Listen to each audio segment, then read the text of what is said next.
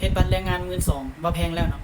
หลังจากได้บัตรมาแล้ว3เดือนต้องไปต่อครั้งนึงต้องไปรายงานตัวครั้งนึงโดยเสียครั้งละ200ไผเนี่ยยังเป็นปัญหาแบบซี่ไผได้ยังติดปัญหาแบบซี่ลองฟังคลิปนี้เบิ่งผมอาจจะมีประโยชน์ต่อเจ้าเนาะ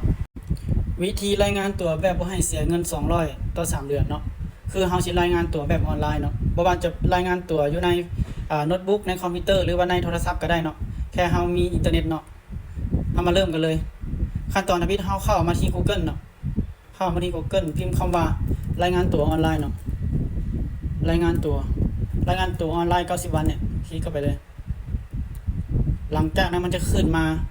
สำนักงานตรวจคนเข้าเมืองนี่เนาะคลิกเข้าไป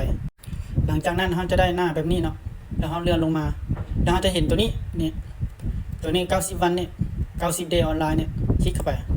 หลังจากนั้นมันจะขึ้นเข้ามาให้เราสแกนก็ได้เนาะหรือเราจะคลิกตัวนี้ก็ได้เนี่ยตัวสีน้ำเงินเนี่ยคลิกเข้าไปปุ๊บทำหอดหน้านี้แล้วถ้าเรายังบ่เคยลงทะเบียนเบอร์โทรกับอีเมลเราเนาะเรามากดตัวนี้นี่แอปพลายนี่แล้วมาเขียนอีเมลใส่คอนเฟิร์มอีเมลแล้วก็ชื่อเนาะแล้วก็ชื่อลิ้นเบอร์โทรแล้วก็เราก็กดแอปพลายไปเนาะหลังจากเราได้อีเมลกับรหัสผ่านแล้วเรามากรอกใส่แบบนี้เนาะมากรอกใส่แบบนี้แล้วเราก็ล็อกอินเข้าไปเราเข้าใหม่เรายังบ่เคยสมัครนี่เรากด new application เนาะนี่มันอันนี้คือหน้ากรอกข้อมูลนะตัวนี้นะหน้ากรอกข้อมูลแล้วตัวสมิธนี่เราใส่พาสปอร์ตเราเนาะเลขพาสปอร์ตเรานะมันขึ้นด้วยตัวพี่ดอกพี่ก็ตามด้วยตัวเลขนะแล้วก็สัญชาติเนี่ยแล้วก็ตามด้วยชื่อลิ้นแล้วก็ตามด้วยเพศอันนี้เพศหญิงเพศชายคนเนี่ยอัตราการนี่เป็นวันเดือนปีเกิดเนาะส่วนอันนี้เป็นมื้อที่เราเข้ามาในประเทศไทยส่วนอันนี้มื้อที่เบิดอายุให้เบิ่งตัวที่ล่าสุดที่เราเข้ามาตัวเขาสแตมป์ตัวนี้นะและตัวนี้เป็นซื้ออพาร์ตเมนต์หรือว่าซื้อสถานที่เฮาอยู่น่ะหอพักเฮาอยู่น่ะซื้อหยังแอดแดดนี่เฮาจะใส่เลขที่บ้านเนาะหรือว่าเลขที่อพาร์ตเมนต์น่ะ10/10บ่หรือว่า4/5บ่ก็ว่ากันไปเนาะอันนี้เป็นซอยถ้ามีก็ใส่บ่ใส่ก็ได้เนาะส่วนช่องนี้เนาะช่องนี้ก็คือ province นี่ก็คือแขวงเนาะ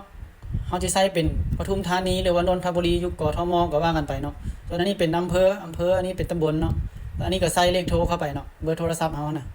ส่วนอันนี้เป็นเบอร์โทรฉุกเฉินหรือว่าคนค้ำประกันคนใกล้ชิดเฮาน่ะใส่เบอร์โทรแฟนเฮาก็ได้หรือว่าคนรู้จักเฮาก็ได้เนาะตัวนี้น่ะชื่อนามสกุลนี่หยังแล้วก็ใส่เบอร์โทรไปเนาะหลังจากนั้นเฮามากดติ๊กตัวนี้เนาะกดติ๊กตัวนี้แล้วมากดมันจะขึ้นคำว่า submit เนาะหลังจาก submit ไปมันจะขึ้นคำว่า success ทางตม.เขาจะส่งอีเมลมาให้เฮาเนาะถ้าเฮารายงานตัวสำเร็จแล้วได้แล้วมันจะส่งอีเมลมาแบบนี้เป็นไฟล์ PDF มาแบบนี้เนาะเราก็อ่านเบิ่งว่างวดต่อไปเฮาไปรายงานตัววันที่เท่าใดแบบนี้นะมันจะขึ้นแบบมาใบแบบนี้เลยเนาะสิ่งที่สำคัญให้จำไว้เลยว่าเฮาต้องรายงานตัวก่อน15มื้อเนาะก่อนที่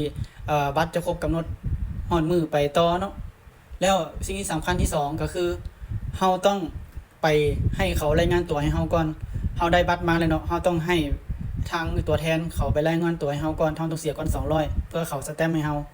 หลังจากมาตอนที่2เฮาจะมารายงานตัวในออนไลน์เองเนาะถ้าเฮารายงานตัวออนไลน์เลยมาครั้งแรกเลยเนี่ยคือบ่ได้เนาะเขาเฮ็ดแล้วอันนี้นะสำหรับผู้ใดยังติดขัดตัวใดก็สามารถแชทมาถามได้คอมเมนต์มาถามได้เนาะหรือว่าสมัครบ่เป็นรายงานตัวบ่เป็นให้ค่อยรายงานให้ก็ได้เนาะมีจะส่งข้อมูลมาค่อยรายงานตัวให้โอเค